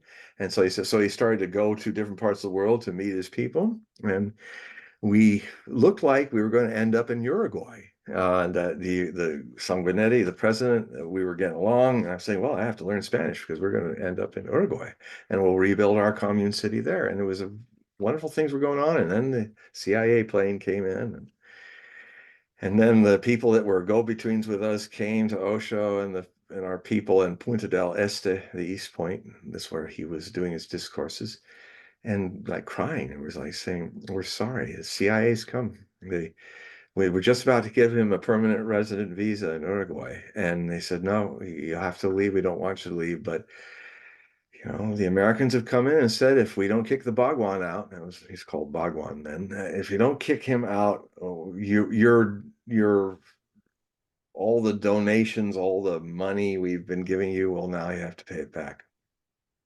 So the power of money has always been America's military. It didn't have to put armies and raise the American flag, all like Britain and Germany and France and all their colonies. Our colony was the buck. Our colony was an invisible empire, but far more efficient in keeping people down. Well, Saudi Arabia ended that last year when MBS pulled the dollar away from being the commodity to keep the US dollar bonds alive, which means the dollar is beginning to lose its control on the world. And there's such a positive release that's going on outside of the West where we live in there. People are like, they can't hardly believe this is finally happening, that you mean now we're going to actually come together as nations and try to solve our problems and not be under control of one unipolar hegemon. Does that mean that we're now more a community where I have to, I have to live with my neighbors and find common ground? I have to stop my border disputes between China and Kashmir and India. So that's got to get worked out. And now it can get worked out because we're not under the boot of the United States buck. You mean now we can just leave each other alone about what's going on in our household of a nation and just let us work it out. And then if people have a better idea, They live by example in their country rather than you should live like us Americans. We're the greatest nation in the world. We're an exceptional nation. Well, yeah, I know. You know what? Certain people who use exceptionalism, like Adolf Hitler, like Benjamin Netanyahu, it's a fascist idea. And so, these people, if you're exceptional, that means you're above the law, you're above morality.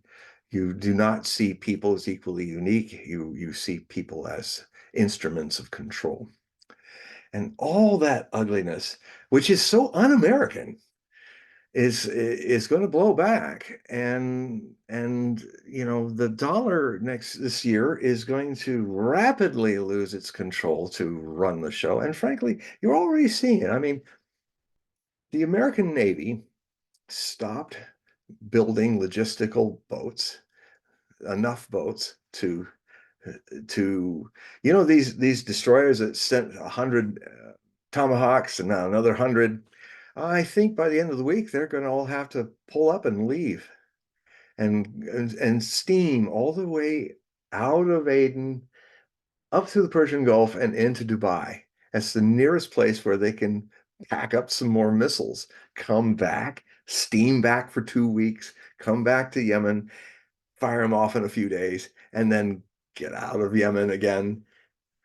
It looks weak because it is weak, and the world is not afraid of us anymore. The Yemenis are not afraid of what's going on. They've been surviving a US-backed genocidal war against themselves since 2015, and they won the war, and Saudi Arabia had to back off. Now, and it's because the dollar isn't there to crush. That was always the thing.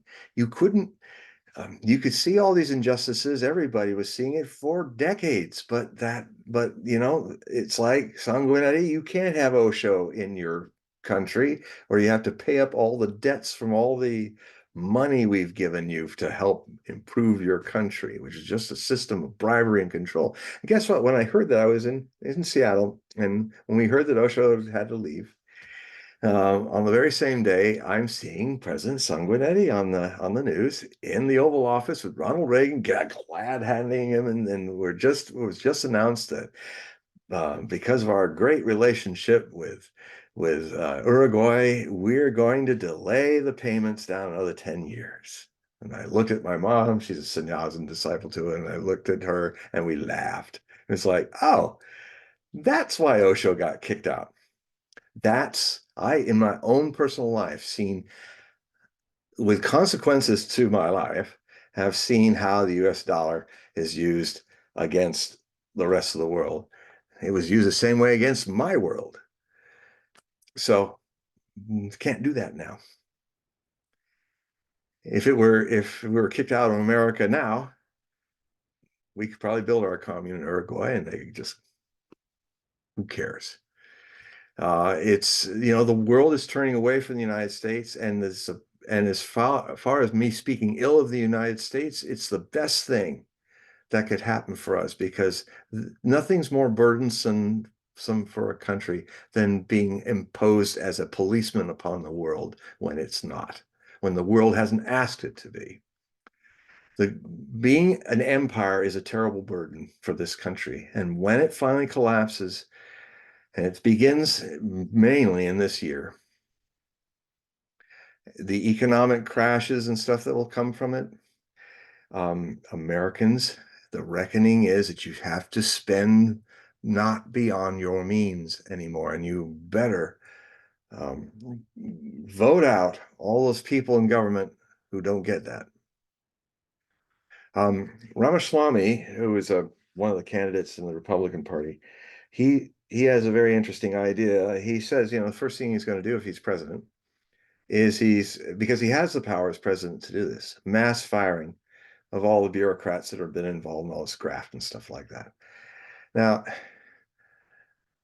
I mean, in part, I like that, but I'd like to grab that guy and say, Vivek Ramaswamy, who are you going to replace them with? Have you got the plan who have you vetted who are going to fill their shoes and do their work according to the Constitution. You can't just blowing it up is not I mean Ramaswamy is having a Greta Thunberg moment. Oh no, just shut down all the reactors. Just shut down all the industry because it's bad, it's evil. And then when we're down to medieval serfs, we're going to somehow change the industry without power. That's like, come on, get a brain. So I hope I'm going to try to reach him and say, look, I keep saying this online and stuff. Look, you can't blow things up. You have to already have something to replace it. You have to start saying, you can't do it right away, but you have to do this in installments. You've got to refine the replacement. So don't blow it all up in the first day. The government will not function because it's full of people like this. This is going to take time. I mean, that's why Vladimir Putin's was so successful in taking over time the oligarchic control that the US established in Russia after the fall of the Soviet Union as the gatekeepers for all this stealing of Russian resources, privatizing the Soviet system so that millions of people died who are no longer, because, well, we're free market and your socialist programs that are giving pensions to the old who built the Soviet Union, most of those people died or committed suicide. It's not talked about, but millions of Russians died from neglect, from a system that was just brutally capitalistic. It's me. Good luck with you. I'm going to make it. Whatever you do, you do. And the Russians were taking this on to extremes through their oligarchs. And Vladimir Putin, it took him 20 years. That's why I'm not for term limits, except every election. You can get voted out every 2 to 4 years. I also think the system has to be changed, that we cannot have a situation where we have a brain dead president for 4 years. This is the weakness of our system. The Constitution will need to be updated. It's interesting that Irene Hughes and other American prophets in the 1800s and her in the 20th century, she saw a revolution coming in 2026. Way back, she was talking about that in the 60s, and that where a new constitution would be created. Well, one of the things that needs to be looked at is we need to have a vote of no confidence for governments. Just like the parliaments of the world that, you get elected, it's 4 or 5 years. But if you've got a brain dead president, clearly his brain is not up to the job, even in the first year. And now it's really beyond the pale now. You have to have a vote of no confidence. We have the 25th Amendment. That actually could have stopped this, but the problem is that that would just replace that person with Kamala Harris, who the other weird thing too is there's a woman that the deep state has picked to be their perfect vehicle. And so you just watch the person that the deep state wants to become president is Nikki Haley. And I watched how she was changing her debates, and she started to sound like she was just even doing the woke globalist agenda. Suddenly, she was like speaking as if she had a earbud, and Klaus Schwab is talking to her. You will own nothing, and you will be happy and eat some bugs. She started to be Schwabby, and I said, what is going on here? And actually, Ramaswamy, he picked up on it. He's actually the main people who opened my eyes. He's saying, no, she's being picked. She's she's I mean, when I watch her, she's even more stupid than Kamala Harris. But she's like the perfect channel for the deep state. Whereas Kamala is, I think one of the reasons why I don't want to touch her is that she really thinks, I'm the president, I can do whatever I want. Um, Nikki Haley is a team player. She came into government really like bankrupt, and she's come out of government a multi-millionaire. So, you know, you see the grift here. And so if she's paid enough, she'll tote anybody's line in the deep state. And so watch her. She's what I'm hoping is that she is so idiotic that hopefully people will just go, I'll go for that. It's really sad. When's that glass ceiling is never going to be broken by women if we don't see more intelligent women represent their sex in our politics, because the people that are the Hillary Clintons, the Nikki Hellys, I call her Helly. She's a little Helly, you know. We're just ready to go to nuclear war with Russia. You know, let's do it, boom. You know, and Kamala Harris.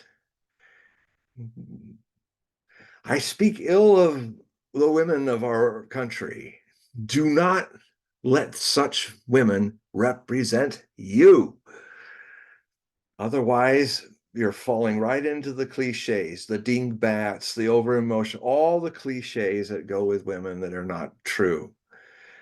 Well, stop putting these cliches into power. So, you know, you got to air things out. So speaking ill is not a bad thing in this theme of tonight. I mean, it's so that's the economy. We're going to have big changes with that. But what's going to happen is this greatest depression is going to hit the West a lot more than it will the rest of the world, less rest of the world. And what I hope will happen is people will start saying, you know what? It's like what used to happen in America. People in the troubled world around America when it was just starting and getting growing, well, people kind of looked over and said, wow, God, America, it's kind of a place I want to be there. You know, that's like, you know, that it's happening. It's going to happen big time over the next years. A whole lot of people in this country are going to end up moving to Russia and living as citizens of Russia, because frankly, it's a similar thing. If you actually see what's going on in Russia, Russia's in a pretty good state. It is, I mean, what if you watch mainstream news, you're lost to that reality. But if you actually look at alternative media, you're going to see over the years that the Russian economy is surging, it's booming. They do have a strong democracy. They don't do computerized voting. It's all you have to show up at the polling place. There are cameras everywhere. You have a ballot that's a paper. It can be recounted and preserved. There was one incident that the U.S. News brought up, I think 5 years ago. There was actually this one incident. They couldn't find more, but there was one incident where there was this gal on the camera taking ballots and screwing around with them in a Russian. She was immediately arrested, and that was stopped. Now, why didn't we do that with people? Droves of people. I mean, I saw the footage of it. They should be arrested. This is not totalitarian. This is defending your democracy, like Russia does. I mean, Vladimir Putin has never, he was appointed by Yeltsin. He didn't want the job. So he was like there, and then he was elected only by a slight majority. I mean, I've watched the elections all these years in Russia. They do have solid elections. It is a democracy. It is a Christian nation. It's not a communist nation anymore for decades. It's not the Soviet Union anymore. It's clean. The cities are beautiful. They have so much work that they have to actually hire people coming in from the Uzbekistan and other places to do the work because there's full employment. I mean, if you know how to go into this world of internet and open source, you can put yourself right in the middle of a red square right now and see what's going on there live. And or in Petersburg or other places or Novosibirsk or something, you can see that things have changed. If you've been a Russia washer, as I have been for a long time, I've never seen Moscow more clean and beautiful, and St. Petersburg. And all the cities are starting to look like that. I was watching some contacts. Patrick Lancaster is one of the best correspondents I've been watching since this war began. He's an American expatriate, has a wife and children in the Donbass region, which has been constantly shelled by the Ukrainians on the civilians in the cities and stuff. It's all documented.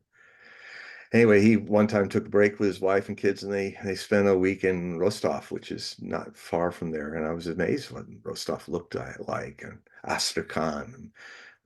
And, cities have never looked so good.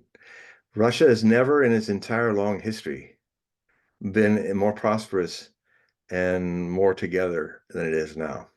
And a lot of people are immigrating. Wouldn't that be an irony?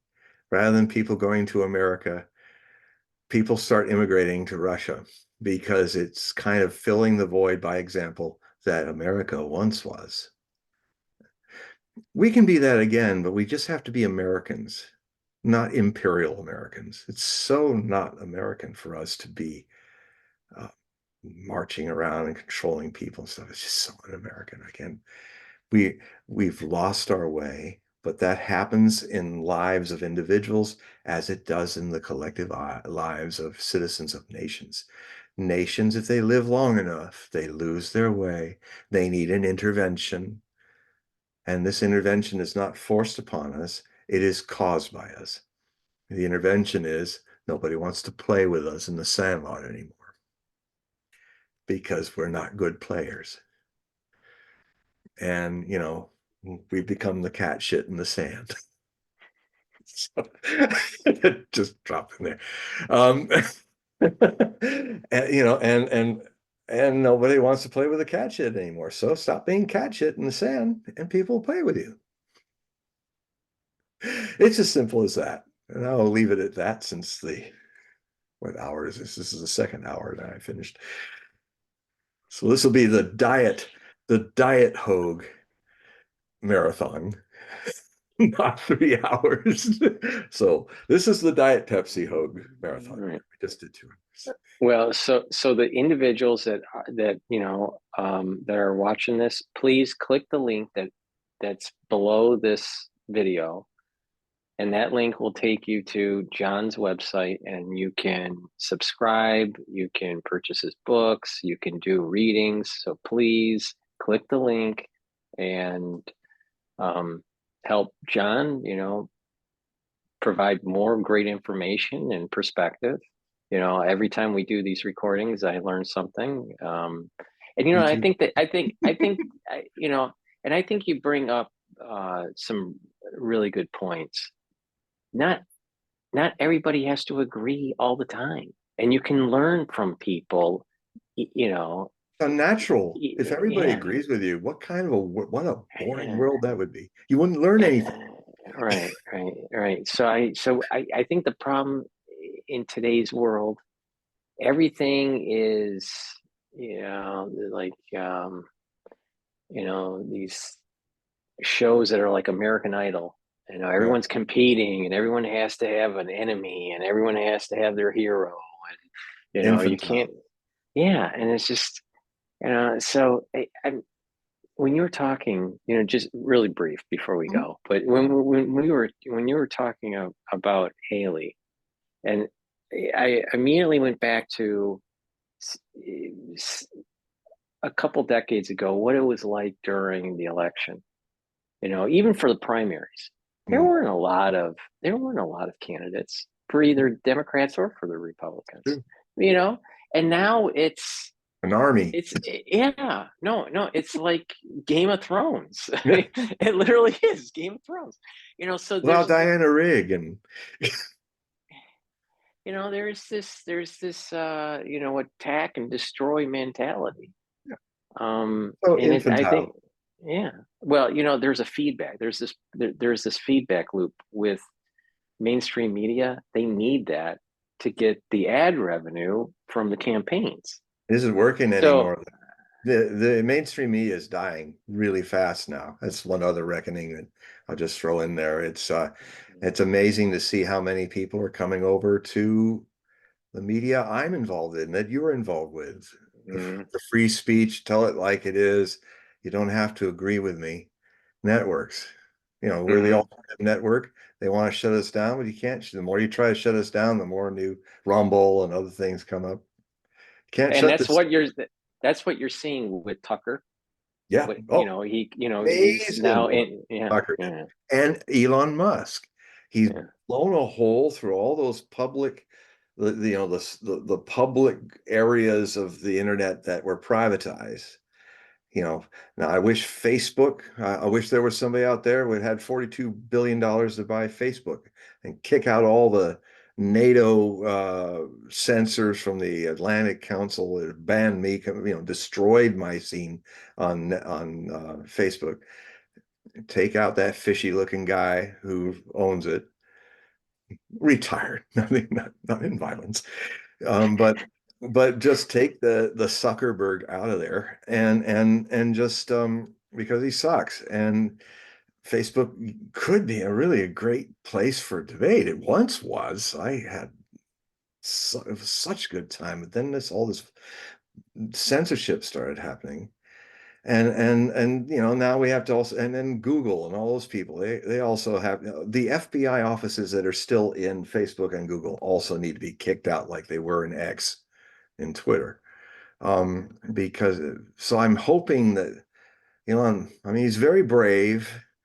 He really, for all his faults, he is sincerely trying to make this work. So if we have things that he's doing that we don't like, we can always talk to him. He sometimes responds. It's like with Jason Hinkle, and we're going back and forth, and it was very productive. So, viva la messiness of democracy. Vive la mess. It's the governments that are efficient and clean are fascist. The trains work on time. Yes, but you have no soul in such nations. It's just very dark. Because freedom is life. Look, people are messy. Mhm. Relationships are messy. It's one of the things of life that cleaning them up often leads to another extreme. Okay, so well, thank you very much for coming back onto the channel, John, to share your thoughts, and we'll do this again very soon. And again, everybody that's watching, please click the link and go to his website and sign up for his periodical. Yeah, and love to do readings for you if you have a need. It'll be fun because it's all this energy. You could just be Right. And really, it's the very beginning of the year, so you can yeah. get an insight in what's I going have on. I have available time. It's so this is the time to think about it if you haven't thought about it before. All right. Just click on that Hogue reading and put in Hogue reading as a subject line. You don't have to write any unless you want to, but I'll see that in all the thousands of emails I get every day. I'll see that subject and then I'll talk to you and then we'll set up a time and then we'll have a journey together. It's lots of fun. Okay, very good. So thank you for coming back onto the channel, John. Thanks, And Paul. You're and wonderful. just, You're one of my best portals to the world. that's good. So you You're got to very wave back. brave. Well, the thing is that, we need people that are outspoken, but also, that are scholarly and have different perspectives. And, we can learn from people that have different perspectives. Yeah, This idea, that's what I this, do. yeah, I mean, what I've been noticing on channels lately, individuals are only putting on people that they 100% agree with, Yeah, or they want to 100% take them down. So yeah, it's it's and the binary. thing, yeah, It's totally and the thing binary. is, is that the solution is in the middle. We all need to learn Yes. from each other, and Middle is the we. public grounds where we come and debate things, and that's what I love what Tucker's doing. I mean, he's talking to all kinds of people now. That he's Tucker Unleashed. Right, Yeah. right, right. Okay, so you got to wave goodbye. Bye, everybody. Happy New Year. Happy New Year. All right, let me stop the recording here.